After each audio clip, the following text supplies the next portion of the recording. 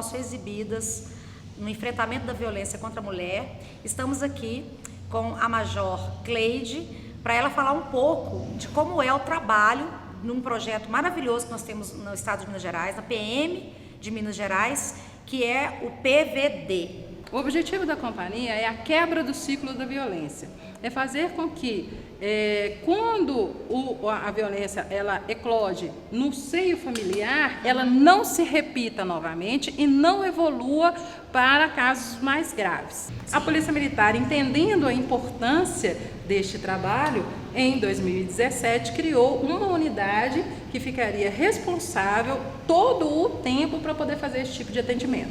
Ou seja, a Polícia Militar, assim, de maneira muito sensível, criou um núcleo, né, destacou um grupo com uma metodologia própria para atuar diretamente nesse tipo de enfrentamento à violência. Uma das vertentes importantíssimas do trabalho é a questão do nivelamento do conhecimento. Sim. Porque muitas pessoas elas não têm conhecimento de que determinadas atitudes dela, elas configuram um crime. Então, através desse nivelamento, desse conhecimento, do contato com a vítima, mostrando para ela que existe toda uma rede preparada para dar-lhe sustentação para ela sair daquela situação de violência, e um contato com o autor, cientificando a ele de que determinadas atitudes que ele está adotando, elas configuram crime, isso já é um avanço muito grande. Não é algo que simplesmente para poder apagar o incêndio. Quer dizer, é um projeto pedagógico. Isso, é um projeto que visa prevenir que novos fatos ocorram. Sim. Porque nós compreendemos e já é pacificado que o ciclo da violência ele pode perdurar se ele não for interrompido. Sim. Então, o objetivo da companhia é fazer com que esse ciclo seja quebrado e que novos fatos não venham a acontecer, fatos muitas vezes extremamente graves, mas que eles não venham a acontecer. Major, qual é o diferencial da formação dos soldados, dos militares hoje em Minas Gerais para a abordagem nos casos de violência doméstica? Porque parece que Minas Gerais também é pioneira, a Polícia de Minas Gerais é pioneira na formação diferenciada para o enfrentamento da violência doméstica. Como é que tem sido isso na PM hoje? Sim, todos os policiais militares que fazem parte da Companhia Independente de Prevenção à Violência Doméstica, eles possuem uma capacitação técnica para poder exercer esse tipo de atividade. E os soldados que formaram na última turma também, eles participaram de um curso de capacitação e eles estão preparados para poder atender esse tipo de ocorrência. A Polícia Militar, ela atua na primeira resposta e na segunda resposta. A primeira resposta, ela é composta por todos os policiais militares que estão atuando rotineiramente na rua. Então, quando uma pessoa ela é vítima de violência, ela liga 190 e prontamente ela é atendida.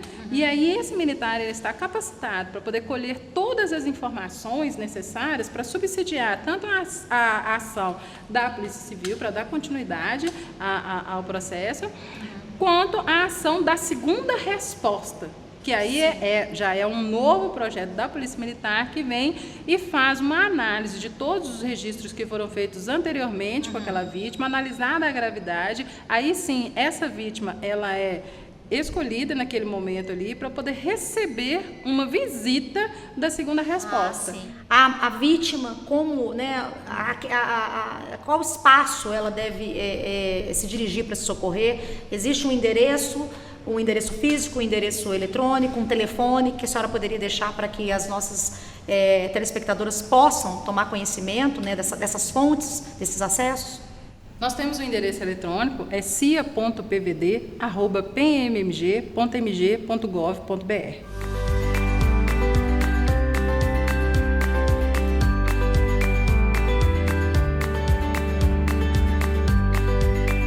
E uma das palavras que eu poderia definir não só a atividade dentro da Companhia de Prevenção à Violência Doméstica, mas também ao Serviço Policial Militar, é o servir. Servir. Porque todos nós temos por obrigação servir uns aos outros. Sim. É um princípio que nós devemos ter conosco, porque quando nós servimos bem a uma outra pessoa, nós fazemos bem a nós mesmos. E nós mostramos para outra pessoa que isso é prazeroso e que isso gera bons frutos.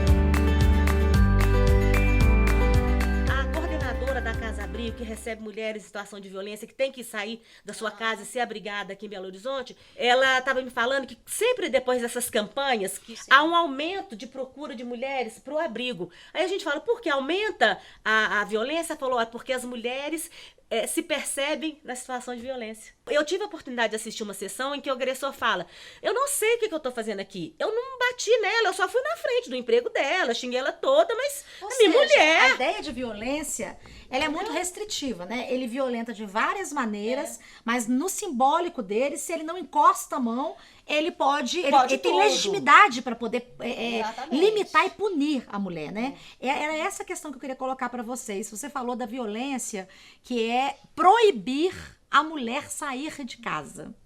Quer dizer, isso, se você for pensar em termos de décadas, há 3 décadas atrás, o marido, ele podia e ele tinha o apoio social de proibir a mulher de trabalhar, por exemplo. E isso vale a pena a gente ressaltar, porque a mulher que é proibida de trabalhar, no primeiro momento, ela tem a sensação de que ela está sendo cuidada. Porque ela, quando quer sair para trabalhar, por uma série de razões que não financeira, né, a sua colocação no mundo, ela recebe esse tipo de agressão. Então, eu gosto de explicar o artigo, de uma forma que dê para entender, de uma forma mais simples, mas eu gosto de explicar o artigo justamente para que as mulheres entendam o que é exatamente a violência psicológica. Bem, é o controle. É o controle sobre as ações, sobre os comportamentos, sobre as crenças, sobre as decisões dessa mulher, mediante perseguição, insulto, chantagem, ridicularização, exploração financeira, limitação do direito de ela ir para os lugares ou qualquer outro meio que causa nela um prejuízo à saúde psicológica, causando um dano emocional e uma diminuição da autoestima. Então essa é a psicológica. A física, muitas me perguntam também, pode ser leve, que não deixa marcas, ou grave, que deixa marcas, porque às vezes elas também acham que quando não deixa marcas, elas não podem falar que elas sofreram aquela violência. Então eu dou vários exemplos. Eu dou o exemplo de um tapa, um soco, um murro, um chute, um pontapé, um empurrão, um apertão, um puxão de cabelo, uma sacolejada, uma mordida. E na violência psicológica, por exemplo, como você puxou esse gancho da mulher que é proibida de trabalhar, é sempre essa ideia de o controle, ele vem do cuidado, né? O agressor de violência psicológica, ele não é aquela pessoa que é agressor de imediato, né? Quando a mulher conhece esse homem, esse cara, ele é o príncipe encantado. Ele é o sonho da vida daquela mulher. Ele é o homem que ela sempre esperou conhecer na vida, né? Sim. E aí ele se apresenta dessa forma, toda encantadora. Mas isso tudo são as formas de controle que ele tem. Então, é como se ele fosse criando uma teia. Ele vai tecendo uma rede, envolvendo ela ali dentro, né? Por quê? Trabalhar? Vai ter homens lá. Não, que homens que são... Não precisa não. Eu trabalho, eu mantenho, você cuida aqui das crianças, você fica em casa cuidando da casa, né? Então, o homem no espaço público e a mulher no espaço privado. É o machismo clássico, é o patriarcado em que a gente vive. Sim. O que a gente pode fazer? A defensoria, nesses casos, a gente pede alimentos para a mulher, não só para as crianças, mas a gente pede alimentos para ela também. Eu já atendi um caso que a mulher fugiu, ela estava sendo mantida em cárcere privado, ela fugiu na hora que o cara deu uma bobeira ali, ela pegou a chave, saiu correndo, deixou as crianças para trás, deixou o documento para trás, deixou tudo para trás e foi na minha sala, foi parar na nossa porta. Você faz o quê numa situação como essa? Vai fazer petição? Por isso é que a gente trabalha em rede, por isso é que nessa hora a gente tem o telefone à mão do Bem-vinda, que é a instituição, que é o Centro de Referência da Mulher. Bem-vinda. É o Centro de Referência da Mulher de Belo Horizonte, que é a entrada para Casa Abrigo, na Casa Abrigo Sempre Viva. Então, aqueles casos em que a mulher realmente precisa ficar abrigada até aquela situação de violência dar uma apaziguada para que ela não saia, a gente já faz por telefone esse encaminhamento. Como é que ficou o homem nessa história? Existe o agredido? A grande maioria das mulheres que eu atendo me fala a verdade, me fala assim, olha, doutora, eu tenho que falar que eu também bati nele, sabe? Eu também falei, não, fica tranquila. Isso faz parte do ciclo da violência, não é porque você também bateu nele que a violência que ele praticou contra você, seja ela física, seja ela psicológica, tá justificada. Às vezes ela faz isso, ela agride ele, seja de qualquer forma que seja, mas justamente por um extravasamento, porque ela não aguentou, ela chegou no limite dela, né? E aí ela extravasou e ela fez isso.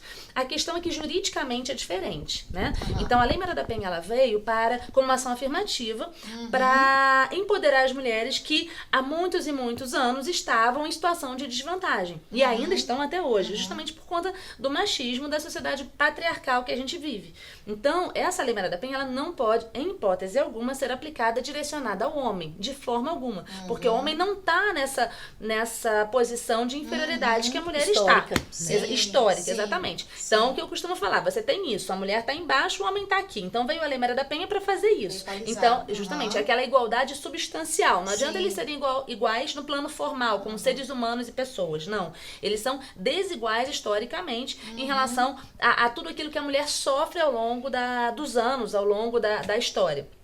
Então tá. Então, para o homem não se aplica a Lei Maria da Penha. Mas não quer dizer que se ele sofra uma violência, qualquer que seja a violência que ele vai sofrer, que ele não vai ter nenhuma resposta jurídica do ordenamento. Ele vai ter. Só que aí a gente vai encontrar respostas, por exemplo, no Código Penal. Né? Então vai ter o crime de ameaça, ele pode ser vítima de crime de ameaça, ele pode ser vítima de crime de lesão corporal, de contravenção penal de vias de fato, de crime de dano, de crime de injúria, de calúnia, difamação, pode. Mas lá no Código Penal, com as regras do Código Penal. E a pergunta que eu tenho para você, desembargadora, é a seguinte: a gente sabe que entre o machismo, o assédio moral, né, e a violência são passos assim, é uma distância muito curta.